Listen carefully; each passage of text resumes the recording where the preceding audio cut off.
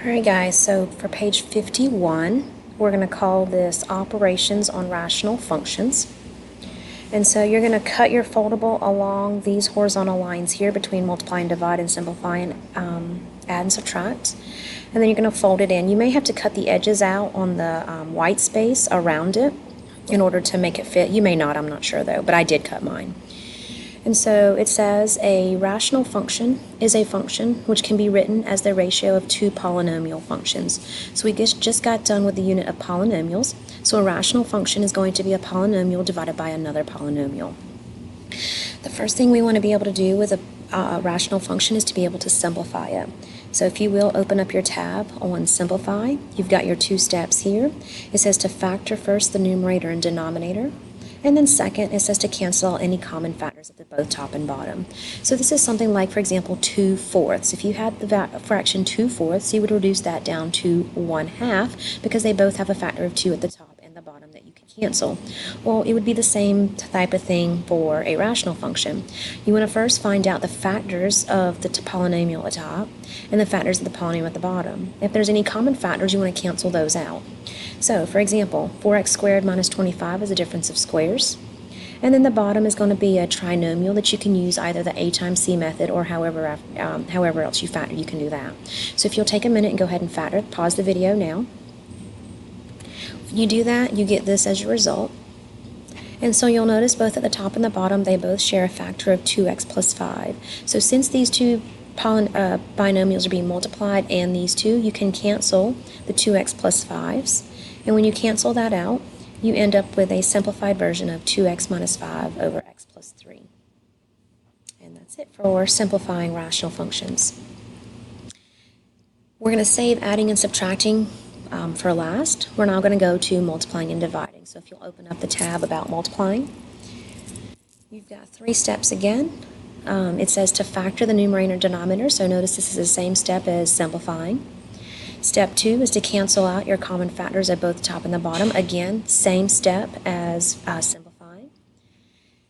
And then it says that there is a note that when you're canceling out your common factors, both top and bottom, you can actually do this as well diagonally. So you have 2 sets of rational functions. If you have common factors diagonally, you can also cancel those out. And then the step 3 is going to multiply straight across because you multiply fractions top times top, bottom times bottom. So if you will, go ahead and pause the video and do step 1 now. You should be able to do that for this rational function and then also for this rational function. Go ahead and do those. When you do that, this is your result. You'll notice that you have some common factors, none both top and bottom, but you do have some diagonally. So we've got an x plus 3 here and then an x plus 3 here. So you'll cancel those out, and then you have a couple of x plus 2's that you'll cancel out as well. So you can only do this when you have a multiplication of factors. You cannot do this if there was an addition or subtraction between your parentheses. So since there's multiplication, we'll go ahead and cancel those out. And now you have a 2 left on the first fraction and an x minus 2 on the second. So that'll become 2 parentheses x minus 2 at the top. And then at the bottom, for this one, you only have an x minus 5. Technically, there would be some 1's here everywhere that we canceled, so there would be a 1 sitting over here on the right. So then you'd multiply x minus 5 times 1, and you get x minus 5. If you want to go ahead and distribute that 2 at the top, you can. It becomes 2x minus 4 over x minus 5, but I'll also accept the previous answer as well. Dividing is almost exactly like multiplying. You just have to do one step first prior. So if you remember when you're dividing fractions from your Algebra 1 days, you would actually, instead of dividing by a fraction, you would multiply by its reciprocal. Well, dividing of polynomials and dividing of rational functions is the exact same thing. So instead of dividing these two rational functions, you're actually going to multiply by the reciprocal of the second one. So that's going to be your step 1. Once you do your step 1, you go back up to your multiplication steps because this now becomes a multiplication of two rationals. And so you would do the steps that you have there. So if you will, go ahead and pause the video now and complete this problem. When you do that, you factor all of your polynomials. This is going to be your result. And then once you cancel all of your common factors, this will be your result. So you end up with x plus 4 over 3x parentheses x minus 4.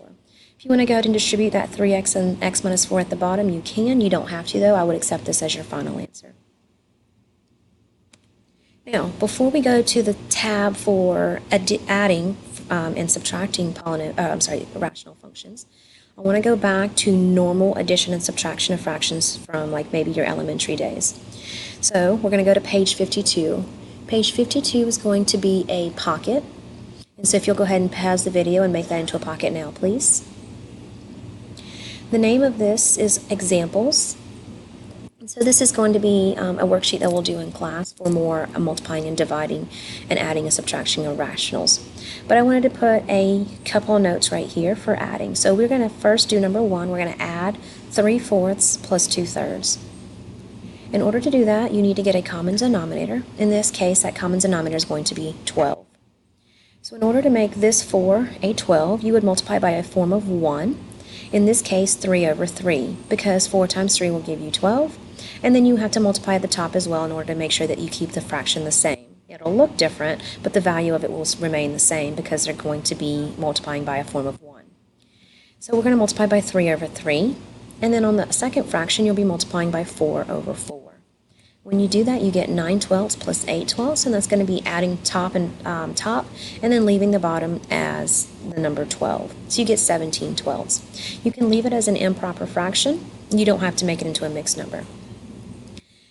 So the second thing that we want to note is that when you have a negative in front of a fraction, that negative can either go to the top of the fraction or it can go to the bottom of the fraction. But it just can't go to both. So you would give it to one or the other, but not both. So when you go to distribute that negative, just make sure that you don't give it to both the top and the bottom. Now, let's go back and open up the tab for adding and subtracting rational functions. So here is our example.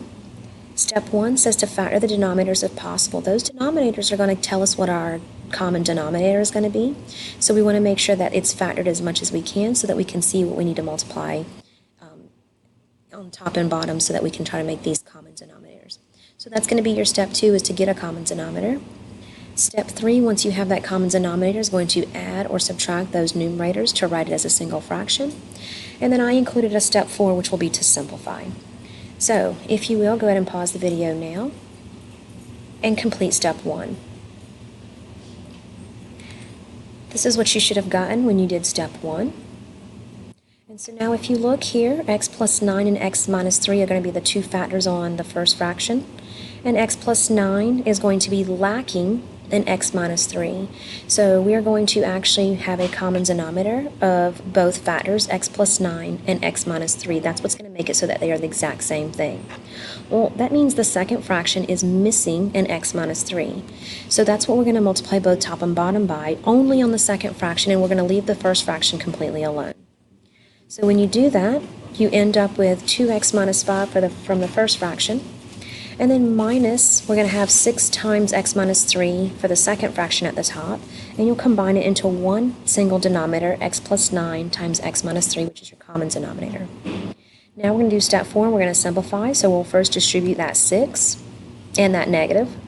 So that top is now going to be 2x minus 5 minus 6x plus 18, and the bottom will remain the same. When you continue to simplify, you'll end up with negative 4x plus 13 over x plus 9 times x minus 3. And that's going to be it for this page 51.